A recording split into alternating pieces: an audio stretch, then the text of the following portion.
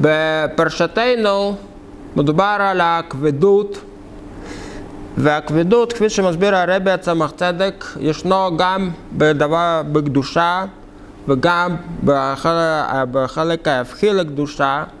בקדושה הכבדות זה הפך ההשתנות והתפעלות וכובד אבן.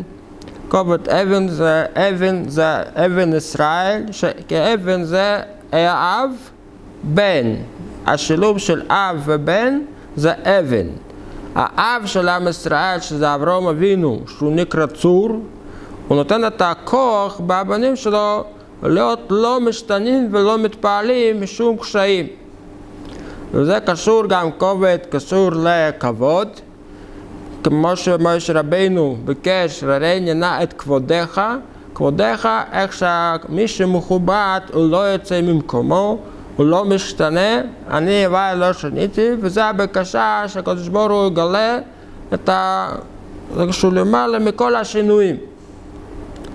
לעומת זה, יש כבד לב פרעה, שהקליפה, הסטרא אחרא, הכוח הרוע, הוא לא מוכן להשתנות ולא להתפעל, וזה בא לו שהוא מתנהג לא לפי השכל. בקדושה הכובד והחוזק זה בא מצד של התנהגות שלמעלה מהשכל, אז הקליפה והרוע זה בא מהתנהגות שלמטה מהשכל. שאדם שעבר עבירה פעם שנה ושנייה, אז הוא מרגיש שזה כבר מותר לו. זה השטות. זה בא מצד הגאווה, ושאומרים, כל גאה שותה, כל מי שמתגאה הוא שותה, הוא טיפש. וזו הנקודה של פרעה, שהפרעה, כבד לב פרעה. הלב זה משכן החוכמה. אבל אצל פרעה, במקום התגלות של החוכמה בלב, נהפך לכבד, נהיה לב שנהיה כבד שלא להשתנות.